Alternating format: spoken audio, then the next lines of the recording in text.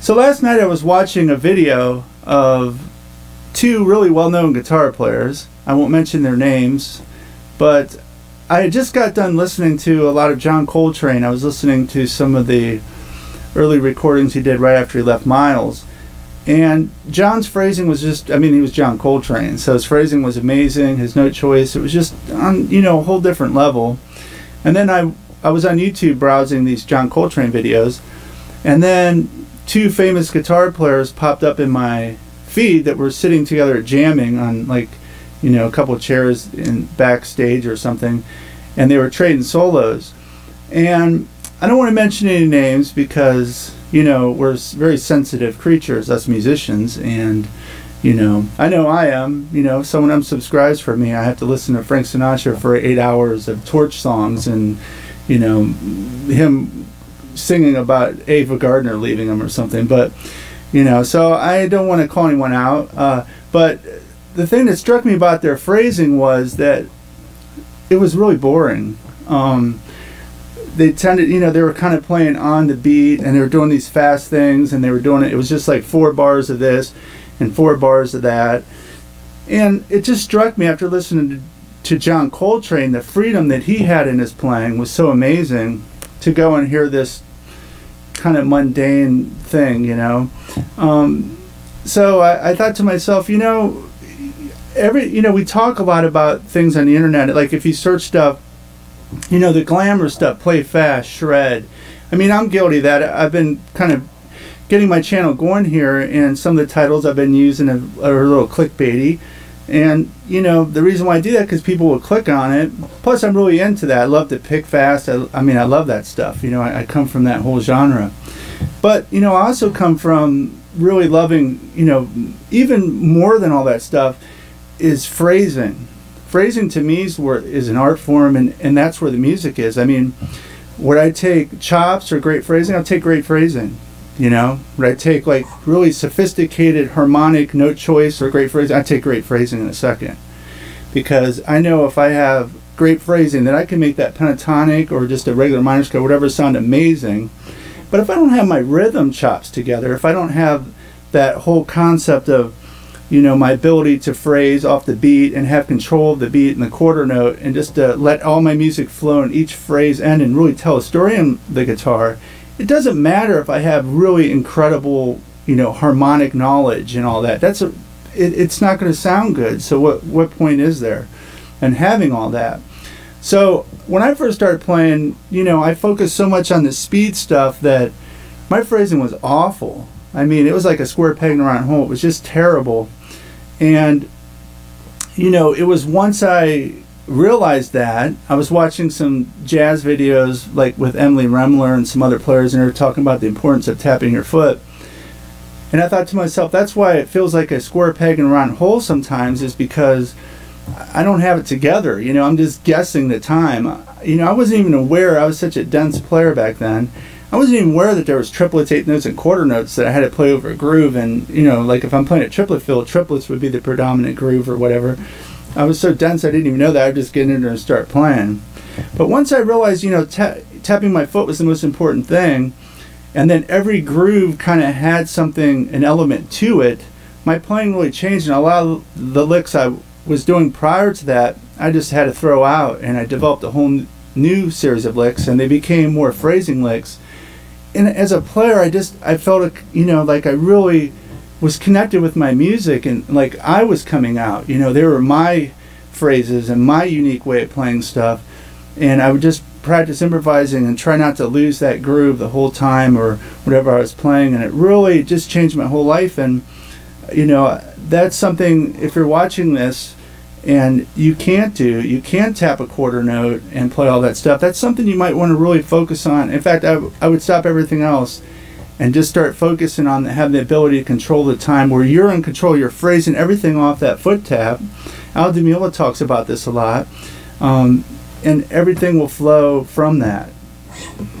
And a lot, you know, and I like to land on the ands, you know, the off beat a lot. The downbeat, everyone's feeling that, so you land on the off, it just feels great because you land and boom, they kind of resolve it in their mind because they're hear you play it, and then right after it, they're tapping their foot. And that syncopation's what makes us move. That's what makes AC/DC great, or Charlie Parker, or whatever. Is that syncopation? You know, that's what it's all about.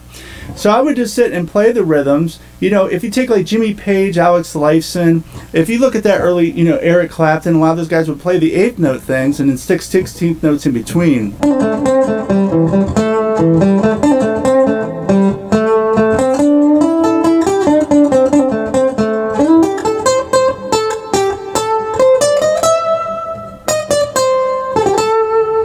And that was really kind of, you know, Ace Frehley, a lot of those guys did that kind of thing. I love that still to this day. And that's very, you know, you're on the beat and you're just kind of playing around those 8th notes, which is a really great way to start tapping your foot.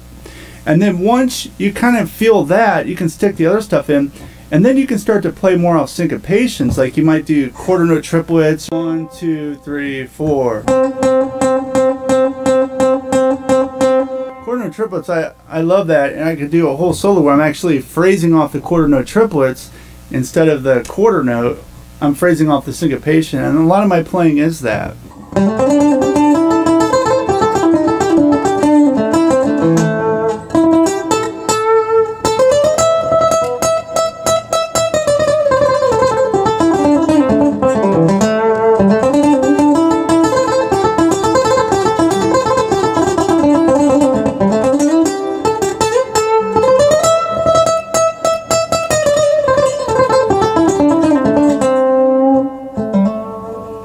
That's just a little pentatonic bluesy stuff, but I'm just feeling that the whole time. I'm just relaxed, feeling that quarter note. I might be going crazy on top rhythmically, but I just love that.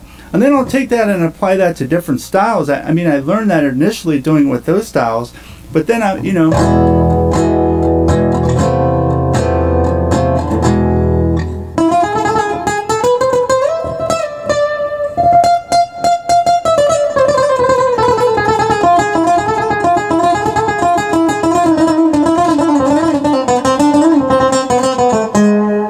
Exactly the same thing.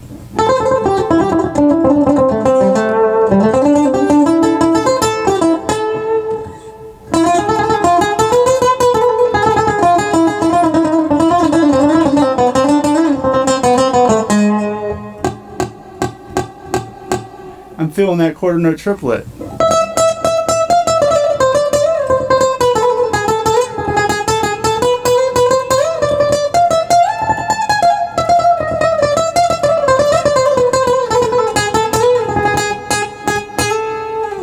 And you just don't want to lose that quarter note.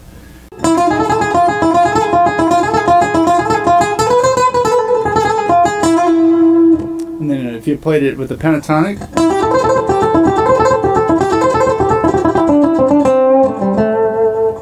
you know, having control of that beat, that fluidity is so important that you can translate to any style because you have control, and it's your voice, it's your way of feeling the phrasing.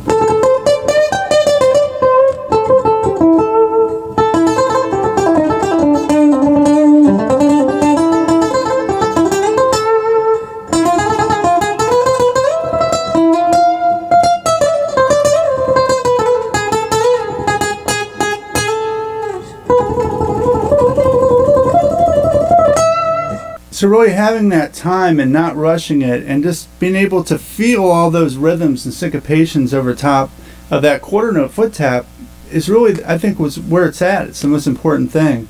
Start out slow, start out with some 8th notes or 16th notes, kind of get used to feeling the cracks of the beat. That's where the fun is playing in the cracks of the beat and all around it. You know, I've been playing guitar a long time, and I feel that my phrasing gets better all the time, and I get more connected to the music. And it doesn't matter if you're playing fast or slow. You know, feeling isn't about playing fast or slow.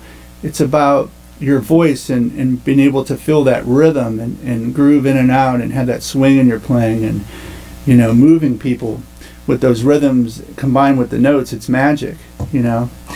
So I want to come on and talk about that. I'll talk more into phrasing, maybe do some soloing over some loops and let you hear how those sound. But for now, just take a rhythm and groove on it and see if you can keep that quarter note going. And if you already do that, then you got it down, you're on your way. And you probably don't have to watch this because, you know, you're like, this is easy, what are you talking about? But if you don't have it down, it's not easy.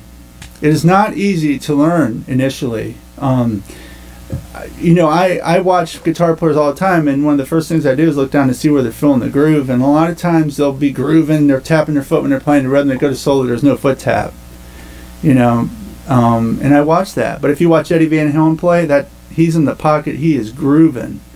Guys like that, you know, Stevie Ray Vaughan, they're feeling that quarter note and they're in total control of what they're playing because they know where the groove is and where the beat is. So anyway, I hope you like this, and if you like it, please like and subscribe. I'm going to do a lot more music videos, reviews, that kind of thing, and I'm really having a lot of fun doing this. So thanks for listening to me and spending time with me today. So take care and have fun picking.